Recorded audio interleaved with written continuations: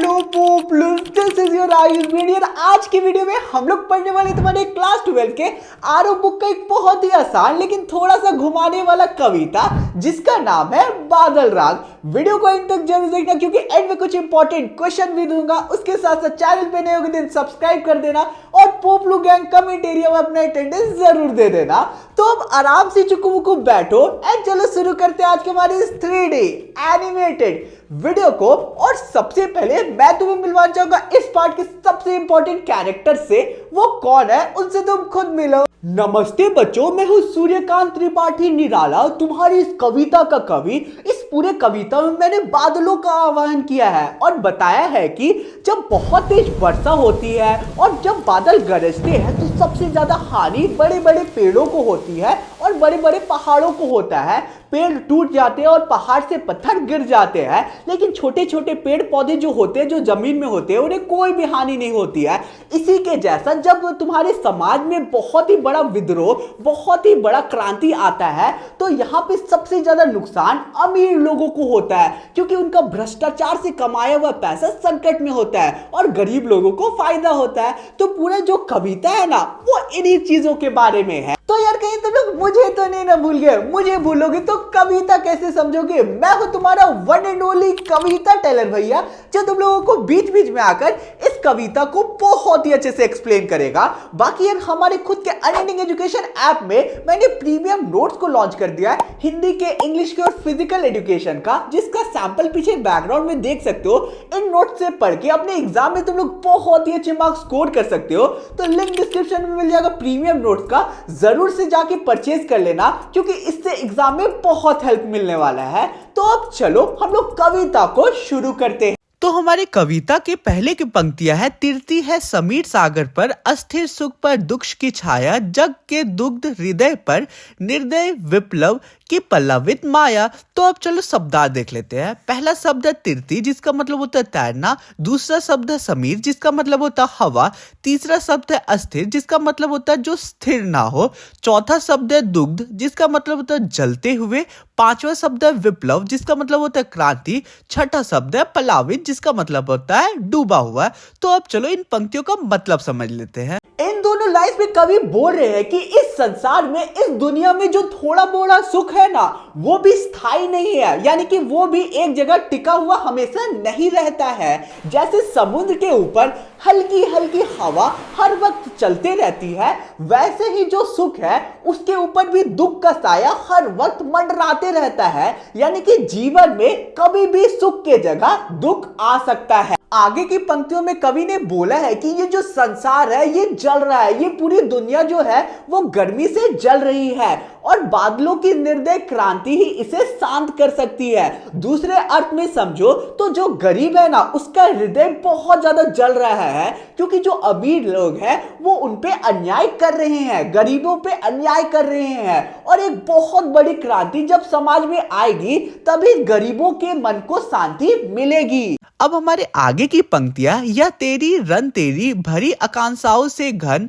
भेरी गर्जन से सजग सुप्त अंकुर उर्मे पृथ्वी के। तो अब चलो शब्दार्थ देख लेते हैं। पहला शब्द है रंतरी जिसका मतलब होता है युद्ध रूपी नौका, दूसरा शब्द है आकांक्षाओं जिसका मतलब होता है इच्छा, तीसरा शब्द है सुप्त जिसका मतलब होता है जाग जाते हैं सोए हुए, चौथा शब्द हम लोगों का उर जिसका मतलब होता है हृदय। तो अब चलो इन पंक्तियों का मतलब बहुत ही अच्छे से समझ लेते हैं। इन पंक्तियों में मैंने बोला है कि हे बादल, तुम्हारी ये युद्ध नाव यानी कि ये तूफान जैसी उपस्थिति छोटे छोटे जीव जंतु के अंदर, छोटे छोटे जीवन के अंदर नई नई उम्मीदें और इच्छाएं जगा देती है। हे बादल, तुम्हारी तेज गड़गड़ाहट को सुनकर, तेज बिजली के आवाज को सुनकर जो धरती के अंदर छोटे छोटे बीज होते हैं, छोटी छोटी संभावनाएं होती है, वो जाग जाती है। अब हमारे आगे के लाइन से, आशाओं से नवजीवन की ऊंचा कर सिर, ताक रहे हैं ए विप्लव के बादल फिर। तो अब चलो हम लोग शब्दार्थ देख लेते हैं। एंड खुशखबरी ये है कि इस पंक्तियों में कोई भी शब्दार्थ नहीं है, सारे जो शब्द है वो इजी है।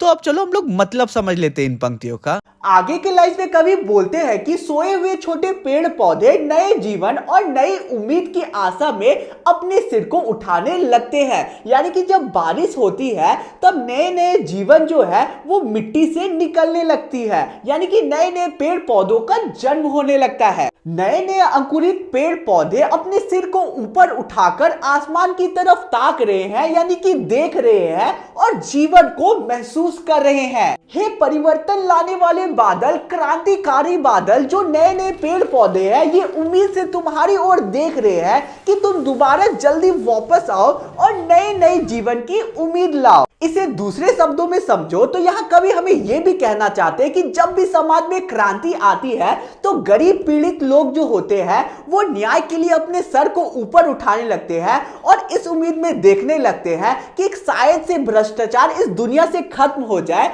और उन्हें भी न्याय मिल जाए। अब हमारे आगे की पंक्तियां है, बार बार गर्जन वर्षन है मूसलाधार, हृदय थाम लेती है संसार, सुन सुन घेर वर्ज हुंकार। तो अब चलो इसका मतलब समझ लेते हैं, क्योंकि शब्दार्थ नहीं है यहाँ पे। यहाँ मैंने बोला है कि बार बार बहुत तेज गर्जन हो रही है, बहुत तेज बिजली कड़क रही है और मूसलाधार बारिश भी हो रही है। इस गर्जन, इस क्रांति को सुनकर पूरी दुनिया सहम गई है और घबरा गई है। जो बिजली की आवाज है वो चारों ओर गूंज रही है और जो बिजली है वो आसमान को घेर लेती है। दूसरे शब्दों में समझो तो तेज क्रांति, बड़ी क्रांति आती है समाज में तो सबसे ज्यादा अमीर लोग घबरा जाते हैं क्योंकि उनके पास खोने के लिए बहुत कुछ होता है। अब हमारे आगे की पंक्तियां है, असनीपात से सापित उन्नत सत सत वीर, शत विशत हत अचल शरीर, गगन स्पर्शी स्पर्धा धीर। तो अब चलो शब्दार्थ देख लेते हैं। हमारा पहला शब्द है असनीपात, जिसका मतलब होता है बिजली का गिरना। दूसरा शब्द है सत सत, जिसका मतलब होता है सैकड़ों।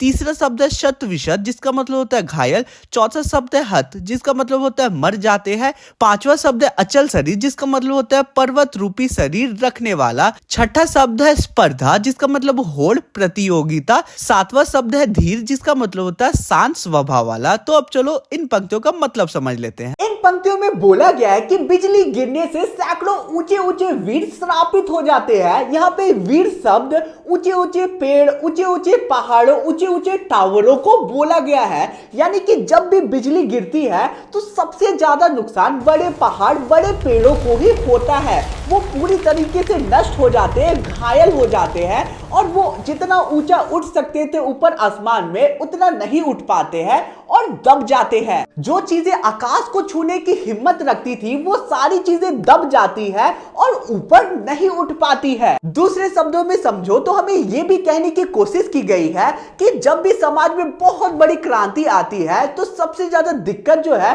वो अमीर लोगों को ही आता है। वो भ्रष्टाचार से जो पैसे कमाते हैं वो नष्ट हो जाता है और जो ऊंचाई में वो पहुंच सकते थे, यानी कि और पैसे कमा के बुरी तरीके से वो ऊंचाई में जो पहुंच सकते थे, वो सारी चीजें दब जाती है जब भी समाज में क्रांति होती है। तो सीधे साधे मतलब में समझो तो अमीर लोगों का जितना भी बुरी तरीके से कमाया हुआ पैसा होता है वो नष्ट हो जाता है क्रांति के कारण। अब हमारे आगे की पंक्तियां, हंसते हैं छोटे पौधे लघु भार, शस्य अपार हिल हिल खिल खिल, हाथ हिलाते तुझे बुलाते, विप्लव रव से छोटे ही है शोभा पाते। तो शब्दार्थ देख लेते हैं।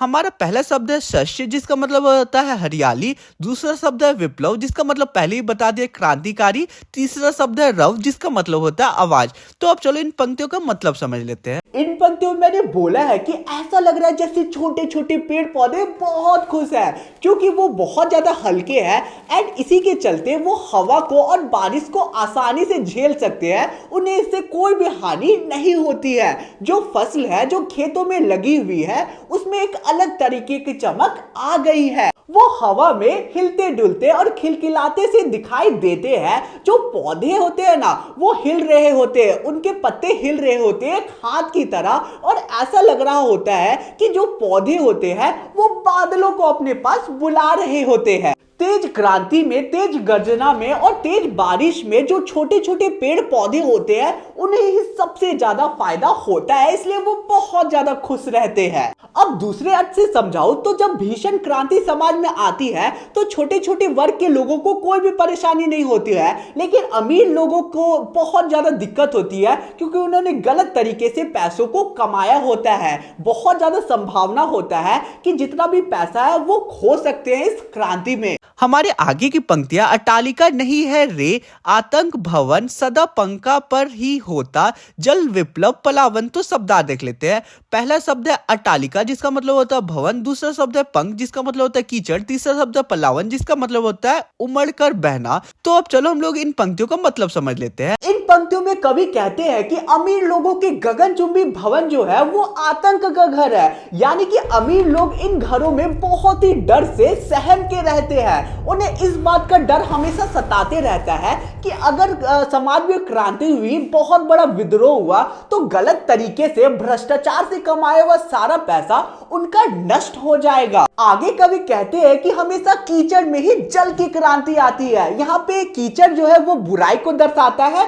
और जल अच्छाई को दर्शाता है, यानी कि हमेशा बुराई पे ही अच्छाई की क्रांति आती है। अब हमारे आगे की पंक्तियां शुद्र प्रफुल्ल जलद से सदा छलकता नीर, रोग शोक से भी हंसता है शैशव का सुकुमार शरीर। तो अब चलो शब्दार्थ देख लेते हैं।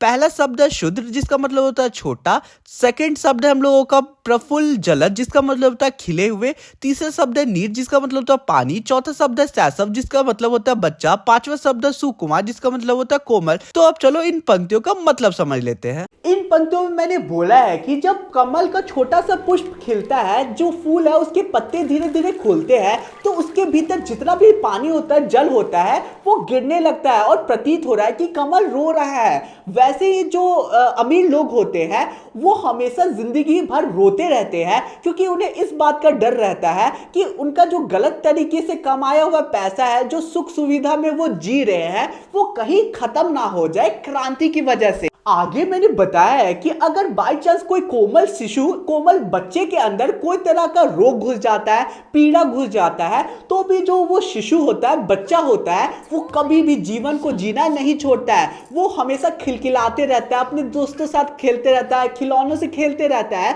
वैसे ही गरीब लोगों की जिंदगी में भी कितना भी दुख आ जाए, कष्ट आ जाए, पीड़ा आ जाए, वो जीवन जीना नहीं छोड़ते हैं। अब हमारे आगे की पंक्तियां है रुद्र कोश है शुभ तोष, अंगना अंग से लिपटे भी आतंक अंग पर काप रहे हैं, धनी वर्ज गर्जन से बादल त्रस्त नयन मुख ढांप रहे हैं। तो अब चलो हम लोग शब्दार्थ देख लेते हैं। पहला शब्द है शुभ जिसका मतलब होता है आहत, दूसरा शब्द है तोष जिसका मतलब होता है संतोष, तीसरा शब्द है अंगना अंग जिसका मतलब होता है कोई भी प्रियजन से लिपटना, चौथा शब्द है त्रस्त नयन जिसका मतलब होता है डरे हुए आंख। तो अब चलो इन पंक्तियों का मतलब समझ लेते हैं। इन पंक्तियों में कवि बोलते हैं कि अमीर लोगों ने शोषण करके, भ्रष्टाचार करके, गलत मार्ग से अपार धन एकत्रित कर लिया है।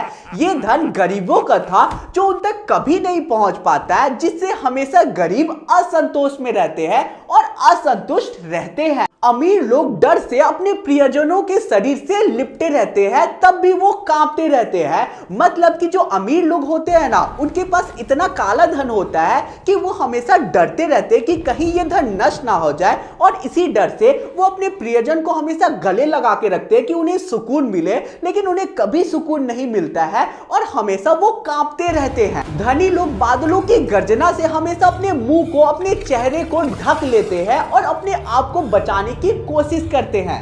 अब हमारी आखिरी की पंक्तियां जीर्ण भाऊ है शीर्ण शरीर, तुझे बुलाता कृषक अधीर, ए विप्लव के वीर चूस लिया है उसका सार, आड़ मात्र ही है आधार, ए जीवन के परावार। तो अब चलो हम लोग शब्दार्थ देख लेते हैं। पहला शब्द है जीर्ण जिसका मतलब होता है पुरानी, दूसरा शब्द है शीर्ण जिसका मतलब होता है कमजोर, कृषक का मतलब होता है किसान, अधीर मतलब होता है धैर्य नहीं होना। तो अब चलो इन पंक्तियों का मतलब समझ लेते हैं। इन पंक्तियों में मैंने बोला है कि किसान की बाजुएं अब बूढ़ी हो चुकी है और शरीर बहुत कमजोर हो चुका है। हे बादल, ये अधीर किसान यानी कि बिना धैर्य का किसान तुम्हें बार बार बुला रहा है ताकि तुम इनके पास जाओ और फसलों को नया जीवन दे दो। हे क्रांतिकारी बादल, अमीर लोगों ने इन किसानों का पूरा शरीर चूस लिया है, जिसकी वजह से इनके शरीर में केवल हड्डियां ही दिखाई देती है और ये काफी ज्यादा कमजोर हो गए हैं। हे जीवन देने वाले सागर, हे बादल, अब तुम ही कुछ कर सकते हो।